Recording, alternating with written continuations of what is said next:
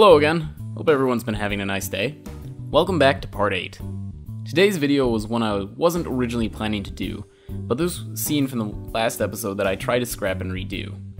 I had a good chunk of it done off camera when I decided that there might be something worthwhile here, although when I decided to start, I'd sort of wished that I had started a little sooner. Right now, we're working on drawing Sam. I've already done the rough sketch in the head, and we're just doing the body. Drawing a character crossing their arms can be a little bit tricky, getting everything to look right and not making it look like the arms are resting, and making it look like the arms are resting and not held away from the body. Thankfully, I pull it off alright. The gap between the arm and the hand probably shouldn't be there, but for the purpose of this scene, it works just fine.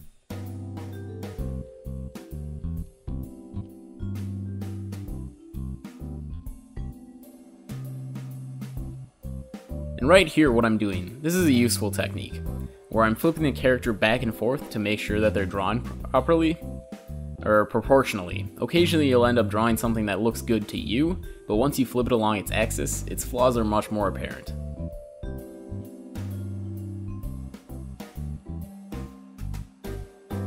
And as you can see, what I did with the gap in between the hand and the arm is I just filled it in with the darker color of his t-shirt. Normally, I'd probably go back and redo it, but again, it worked fine for this scene. Looking at the construction layer behind the final drawings, I actually much prefer the sketch layer to the final drawing. The final is good, and it's a breeze to animate, but there's just something about the rough lines that I appreciate much more. I'm filling in the details for Sam's. In this scene, he doesn't do much talking, but I'm still keeping his mouth on a separate layer, as we'll still need it to move when he reacts to Mac's question. Right here, because of the way Flash works, occasionally you'll have symbols and objects that contain animations within themselves stack on each other in the wrong way. It's an easy fix, but it can result in some pretty messed up scenes if you aren't careful. The same thing can happen with layers. Back to animating the eyebrows.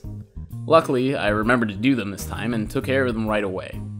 Like I mentioned, Sam won't have much movement in this scene, so it's only things that we really need to do is his facial animation.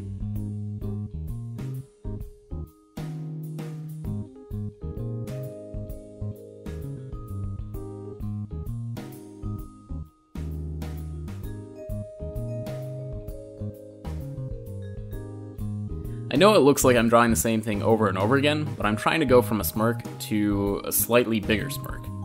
It ended up alright. But one of the problems that you have with that is that because the lines are so similar, you have to draw them pretty precisely.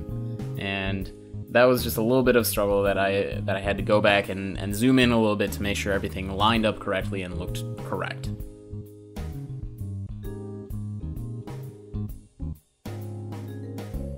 You'll also notice that I'm making the head tilt a little bit. I put the anchor point right where it should be.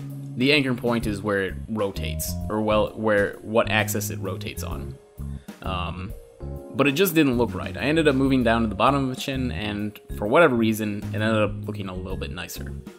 We're also adding a shift to the torso for when the head tilts.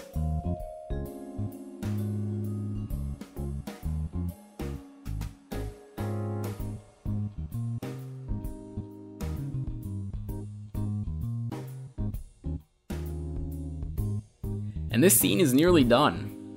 I'm just pulling out a background that was used in a previous shot, and then we're all set here. Thankfully, the scene didn't take too long to redo, and it resulted in a decent substitute. At the end of this video, I'll play the old and new scene side by side so you can see the difference.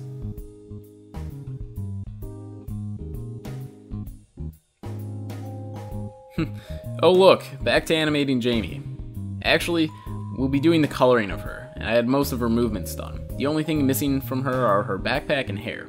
You'll see me animate the backpack, and the hair was finished up off camera. Coloring can be a pretty tedious process. I'm sure there are better ways to go about doing it, but I just like to go one color at a time and make my way through the scene until all the bits are done with that color. I'll move on to the next color and repeat the process until it's all finished.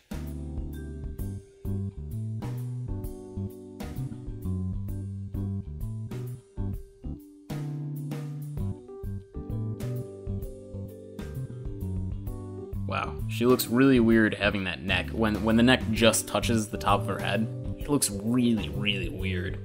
And I'll sometimes see that and have to make sure that that's not how it's actually going to end up looking, or to remind myself that that's not how it's going to end up looking.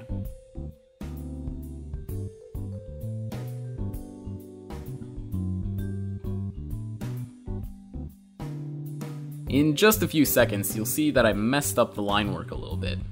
I had to go back and add in some sleeves to her shirt. It was just one of those things that weren't really noticeable when it was all in black and white and devoid of color.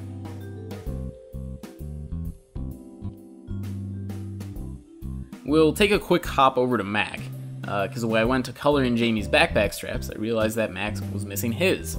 Again, an easy fix, but just one of those continuity errors that I'm glad I didn't miss.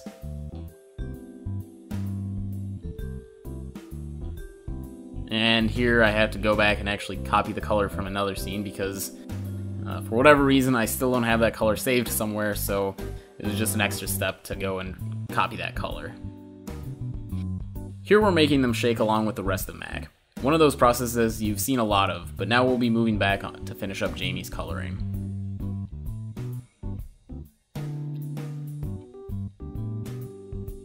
I really should add in those strap or backpack colors. It saves a lot of time not having to go back and forth from different scenes.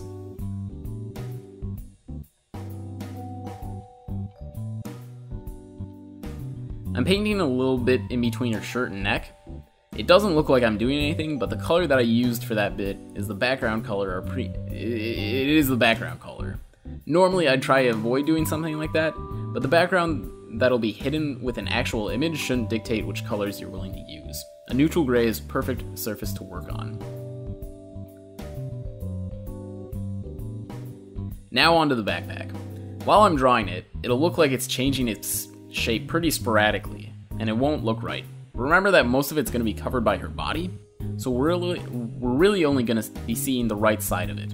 It's also changing quite dramatically throughout the scene because of how Jamie is moving around. It's getting pulled on by her shoulders, but it also has weight of its own, and its own momentum. It's probably not the best way to explain it, but those are the considerations I made when animating it.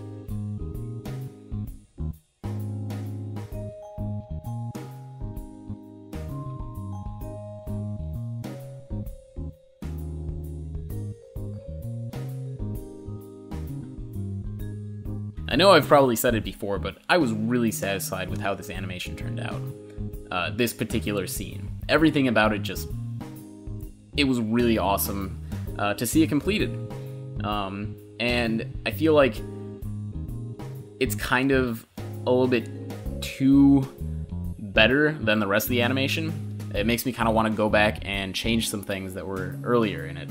Of course, I'm not going to do that because that would take way too much time, and I want to get this animation done reasonably soon. But it's just something that I notice now.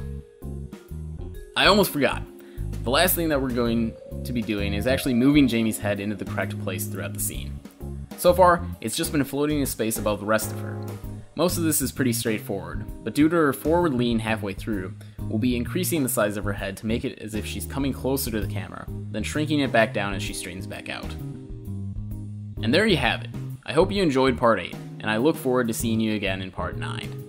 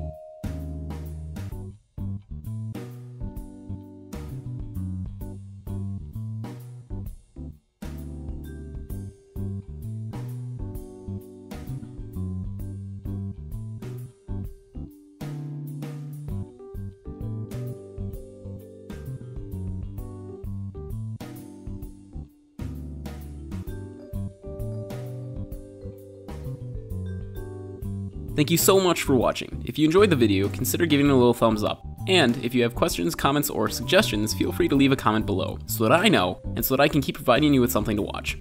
To check out the rest of this series, click on the TV, and if you want to see the first episode of Miserable Mac, click on the computer.